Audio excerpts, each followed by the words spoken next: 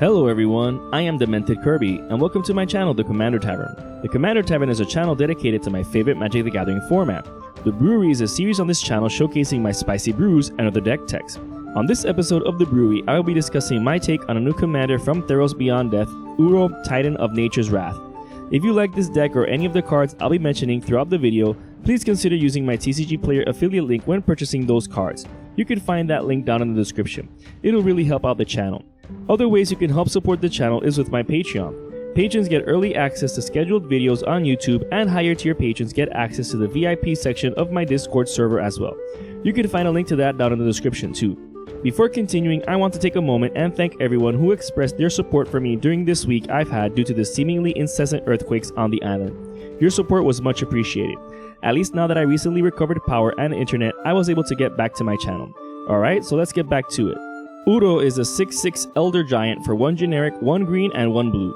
That might seem ridiculously broken, but if it entered the battlefield without having escaped, you have to sacrifice it. This clause can be bypassed by an early game Torpor Orb, but that's not the route I'm going to be taking with this deck. Instead, I'm just going to accept it and work around it. This is because Uro has an Enter the Battlefield ability that also triggers when it attacks. When it does, you gain 3 life, draw a card, and are able to put a land from your hand onto the battlefield. Therefore, this ability is ripe for abusing. Unfortunately, it won't be that easy to do so with blinking, but I do got a couple of tricks up my sleeve, which we'll soon see. Right off the bat, what I'm going to do early game with Uro is cast it once, take advantage of that Enter the Battlefield ability, but won't send it to the graveyard. It'll go to the command zone first. This is because it'll be much easier to recast it from there earlier in the game than to cast it from the graveyard for its escape cost, since you have to exile 5 cards. So the second time I cast Uro from the command zone, it'll cost 3 generic, 1 green, and 1 blue, which is still a good deal. Now I'll let Uro go to the graveyard. Now it'll cost much less to escape than to be recast from the command zone for a 3rd time. So for the early game, this is how I'll be playing Uro. So what's the point of doing this? Well, Uro is an explorer on a body. You're essentially just paying an extra blue to gain 3 life. So this brew is built around a ton of land-based strategies, which we're going to see soon. Since it's cheaper to cast Uro from the graveyard, we're going to need cards there to exile because it's 5 cards each time. In order to take advantage of Uro's ability, the deck contains cards and spells that puts lands into my hand instead of the battlefield. Exploration Map and Sylvan Scrying both search our library for a land and puts it into our hand. Therefore, we now have a land in hand and a card in the graveyard for Uro's escape. I'm also running Yavimaya Elder and Wildfield Scarecrow.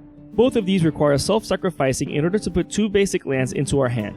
The Elder has the added bonus of drawing us a card if we activate it ourselves. These might seem less effective than Burnished Heart, but fear not because the deck also contains Burnished Heart. It's just that the former 2 synergize better with Uro. Even then, the best spells for this effect are Cultivate and Kodama's Reach. Both spells put a basic land onto the battlefield tapped, as well as putting one into our hand. The last card on this list is Nylea's Intervention. This card is insane. It's not restricted to basic lands, which means that we can search for any of the utility lands as well as any of the 8 fetches in the deck. Fetch lands are great for Uro since they're also cards in the graveyard to pitch to its escape cost. As a bonus, you can also clear the skies if you're in a pinch with its second mode, which actually doubles the value of X. Crazy. Apart from the fetch lands, I'm also running Ash Barrens. For 1 mana, you get to put a basic land from your library into your hand. Again, this puts a card into the graveyard and a land in your hand for Uro. However, I'm not a madman and I'm still aware that the deck needs typical ramp. Thus, Farseek, Nature's Lore, and 3 Visits are also present in the deck. These are too good not to include and are amazing early game spells. In order to not just depend on land-based ramp, the deck's also running Mox Diamond, Soul Ring, and Mana Crypt. What's good about the Diamond is that it's very easy to get onto the battlefield since we're going to probably have at least 1 land in our hand whenever it's there. Soul Ring and Mana Crypt are cheap rocks that make the deck run faster. You don't need the Diamond or the Crypt for this deck if you're on a budget. You also don't need the fetch lands. The deck runs just as well without them, and using budget substitutes for them also will make the deck still work. Now, this section of cards aren't the only way to put lands into our hand. They're just good at also getting cards in the graveyard for Uro's escape cost. The deck has plenty of other ways of getting lands into our hand. The deck's running 3 Moonfolk just for that. Sodatami Savant, Melaku the Clouded Mirror, and Sodatami Rainshaper. The Savant is a mana leak on a body. It might seem overcosted at 3 mana, but having it on the board is usually enough for an opponent to not cast anything unless they have the extra mana in case we want to cast it. So in any case, it's a good way to keep opponents more anxious than normal when casting things. Also, if opponents do forget that it's on the board, they might not have 3 mana left over to cast. This is especially great against overloaded Cyclonic Rifts. If an opponent wants to do so, they're going to have 10 mana ready just in case versus the usual 7. The Rain Shaper is great at giving Udo Shroud when it is able to stick around if it escaped. It can also give Shroud to any other creature as well, but being able to protect Udo while also synergizing with the deck is as great a reason as any to include it in the deck. Melaku is the cheapest Moonfolk to activate in the deck. For just 1 mana and returning a land to our hand, you create a 1/1 flyer. This is great when you need a blocker in a pinch. Thawing Glaciers is an amazing land in the deck. It might enter the battlefield tapped, requires 1 mana and tapping to activate to then return to your hand at the end of the turn, plus it doesn't tap for mana, but even then it's still a great land in the deck. This is because it ramps for basics. It returning to your hand isn't such a problem since we're able to put it back onto the battlefield easily enough. Also, it's a great land for Landfall Hijinxes because it's a land that returns itself to your hand. Simic Growth Chamber is another land in the deck that returns a land to your hand. Granted, it's only once and it enters the battlefield tapped, but it provides green and blue mana when it taps, so it's still a good land for the deck.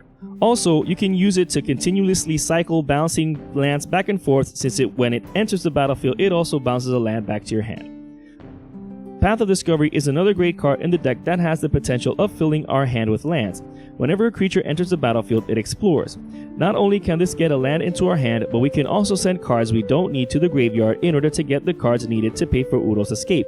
On top of that, if it isn't a land, that creature gets a +1/+1 counter when it enters the battlefield. This is especially crucial for Udo because if Udo gets a +1/+1 counter, it becomes a 3-turn clock. So no matter what you end up doing with the Explore trigger, it's going to be useful to the strategies in the deck. Not to be outdone, the deck also spreads the land bouncing love around to our opponents, against their will if necessary. Therefore, the deck is running Mana Breach and Overburden. These enchantments can be brutally oppressive against opponents since this deck is designed around playing with lands in hand, bouncing them around, etc. However, that might not be the case for opponents. Having these together means that any creature an opponent casts will essentially bounce back 2 of their lands, one on casting and the other on entering the battlefield. To that end, the deck is also playing Storm Cauldron. It might allow the entire table to play an extra land during their turns, but the drawback is quite significant in Commander since most players play expensive spells. Even casting something as big as a 5 CMC spell means bouncing back the 5 lands used to cast it and only being able to drop 2 lands back. Sure, Mana Rocks and Mana Dorks bypass this, but it's still a very strong group slug effect, as is Mana Breach and Overburden. Having to return a bunch of lands to hand means that opponents will inevitably be discarding quite a bit during their cleanup step. That's even more probable since I'm also running Cyclonic Rift. A well-timed overloaded Cyclonic Rift in this deck is one of the most oppressive ways to do so because players are already returning lands to their hand in order to cast things. Bouncing back everything might be unrecoverable, especially if they have to discard down to 7 cards during their cleanup step. And to send an even stronger message, the deck is also running Sunder. Playing this during an opponent's turn is incredibly unforgiving, especially in response to their end step. We can also cast it during an opponent's upkeep in order to keep them from casting anything during their turn. Keep in mind that we can also use Sunder defensively in response to someone attempting to destroy all lands on the battlefield, which can definitely set us back. These group slug effects also affect us, but fortunately, we bypass that with Reliquary Tower and Thought Vessel. These allow us to keep our fat hand of lands without losing them. As a bonus, Thought Vessel is a cheap mana rock too. As you'd expect, I bypass all the negatives of bouncing back so many lands to my hand thanks to cards like Exploration, Wayward Swordtooth, and Dryad of the Elysian Grove. The Dryad has the added bonus of making all of our lands have every land type, which might not seem that important in this deck, but it still has some use, which I'll mention later on. These aren't the only ones in the deck either. I'm also running Burgeoning, Oracle of Moldaya, and Azusa Lost But Seeking. Burgeoning is amazing in the deck because if opponents are bouncing lands to their hand with the previously mentioned group slug cards, whenever they return one of those lands to the battlefield, we get to do the same. That means that we can potentially drop 3 lands from one of our turns until the next one. Azusa is amazing because she lets us drop 2 extra lands per turn, so she really helps out with returning lands to the battlefield. We have to play with the top of our library revealed as the Oracle's drawback, but it's not that big a con for its pros. We're also able to play lands from the top of our library, so it's also helpful to get lands off the top of the deck. Keep in mind that our commander also allows us to drop a land from our hand when it enters the battlefield or attacks, so there's also that. But soon enough, I'll get into ways of abusing our commander. Being able to bounce lands back to our hand is key to all the landfall effects in the deck. Tatyova Benthic Druid, Tireless Tracker, and Seer Sundial all help with drawing cards off of our landfall triggers. The tracker does it indirectly by creating clue tokens we can sacrifice later on in order to draw a card, but that requires 2 mana each time we do. Similarly, the Sundial also requires 2 mana each time, but it has to be when the landfall trigger is on the stack. So the tracker has us pay 2 mana whenever we want or can, whereas the Sundial requires an immediate payment of 2 mana. Nissa Vital Force's emblem is a way to draw cards off of landfall triggers just like Tatiova. It's also relatively easy to achieve since she only needs 2 turns to ultimate. Her other 2 abilities are also great in the deck. Her +1 untaps a land. This is great with lands like the previously mentioned Thawing Glaciers and Simic Growth Chamber, which enter the battlefield tapped. However, more so than that, the glaciers don't return to your hand immediately after activating. This means that you can activate it in order to ramp for a basic, untap it with Nissa, then activate it again for value. Her second ability is also good since you can use it to recover a permanent from your graveyard. This is great for getting Udo back in case you don't have enough cards in the graveyard to pay for its escape cost. Then you can just return it to your hand and cast it from there. Now that I mentioned untapping lands, Stone Cedar Hierophant pairs amazingly well with Thawing Glaciers too. When it ramps for the land, you can activate the Hierophant in response to the land entering the battlefield. That way you can use it to untap the Glaciers and then the landfall trigger resolves untapping the Hierophant. You can also use the Hierophant to untap lands that come into play tapped due to ramp spells. It's just an overall great card for the deck. Lotus Cobra is also a great card for accelerating mana. Whenever a land enters the battlefield, we can add 1 mana of any color to our mana pool. This essentially makes all lands that don't enter the battlefield tapped be double lands for that turn, at least. Other ways we can take advantage of landfall is by gaining creatures. Rampaging Baloths and Royal Elemental serve just that purpose. Rampaging Baloths gives us a 4/4 creature token whenever a land enters the battlefield under our control. With so many lands entering the battlefield in a single turn, this can get out of hand very quickly. Royal Elemental doesn't create creatures, but it steals them. With enough lands entering the battlefield under our control, we can potentially take all or most of our opponent's creatures in order to then attack them with little to no resistance. Other ways of taking advantage of lands being bounced and replayed is with lands like Mystic Sanctuary and Zalfarin Void. The Sanctuary is great at recovering cards like Sunder and Cyclonic Rift, as well as any of the ramp spells we've played. It does need to have a certain amount of islands to enter the battlefield untapped, but that's what I mentioned the Dryad before earlier. The Void has a scry 1 every time it enters the battlefield, which is great in order to filter the top of our library. It might give colorless mana, but it enters the battlefield untapped, so I feel it's better in this deck than Temple of Mystery. The deck also runs other ways of drawing cards besides the ones using landfall. Sylvan Library gives us a possibility of drawing 3 cards during our draw step. It might cost 8 life to draw all 3 cards, but remember that Udo does gain us 3 life whenever it enters the battlefield and attacks, so we are gaining a bit of life in the deck as well. The deck also has some more card draw engines. Beast Whisperer and Zendikar Resurgent both draw us a card whenever we cast a creature spell. The enchantment might be a bit overcosted, but it has the added bonus of making our lands tap for an extra mana. Similarly, Guardian Project and the Great Henge both draw us a card depending on creatures. The Henge also has the added bonus of tapping for 2 green mana as well as giving the creature a +1/+1 counter when it enters the battlefield. However, unlike Beast Whisperer and Zendikar Resurgent, Guardian Project and the Great Henge draw us a card when a non-token creature enters the battlefield instead of on casting. This means that we can take even further advantage of landfall thanks to Dryad Arbor. Being able to consistently bounce and play this land creature means that it will not only trigger landfall effects, but will also trigger these 2 cards. That means we can draw into a bunch of cards thanks to it, so it's definitely a must-include land in this kind of deck. We can also draw cards off of creatures entering the battlefield with Kiora Behemoth Beckoner. The deck might not have that many fatties, but Udo will always trigger her. Also, the tokens created by Rampaging Baloths will trigger her as well. However, her triggered ability isn't the only reason she's in the deck. Her activated ability is also useful since she can untap lands that enter the battlefield tapped as well as any other permanent. Alright, so now that I went over all the synergistic pieces and engines in the deck concerning all the landfall hijinxes, how does Euro fit into all of this? Well, as I mentioned earlier, he does gain us 3 life, draws us a card, and lets us play an additional land when it enters the battlefield. But its escape cost and sacrifice clause might seem cumbersome. Fear not though, because I turned that con into a pro. I brewed this deck to take full advantage of all of Udo's effects. If we give Udo Persist with Cauldron of Souls, then it returns to the battlefield once more if it doesn't have a -1/-1 counter on it when it dies. So at least this gives 2 triggers off of Udo before it goes back to the graveyard or command zone. However, that's not enough. What if Udo enters the battlefield with a +1/+1 counter on it the second time? Then if it gets Persist again, it can do it all over again. Thus the deck includes ways of getting Uro +1/+1 counters as well as ways of untapping Cauldron of Souls. First, let's see how we're going to untap the Cauldron. Vizier of Tumbling Sands, Fate Stitcher, and Kyros's Follower can each untap another target permanent. What this means is that they can't untap themselves, but that's not that important as long as they can untap the Cauldron. A Fetal Alchemist and Tidewater minion are also useful for untapping the Cauldron. These two creatures can also untap themselves, but that's not relevant in the deck. Now, including these 5 creatures solely for untapping the Cauldron is foolish. But apart from the Alchemist, the other 4 creatures can untap any other permanent. That includes lands. This makes them mana dorks at worst and Cauldron untappers at best. Even the Alchemist is useful in this since it can be used to untap any of these creatures as well as any mana rock in the deck. Alright, so what about the +1/+1 counters? Well, the deck is running Master Biomancer and Zamek Guildmage.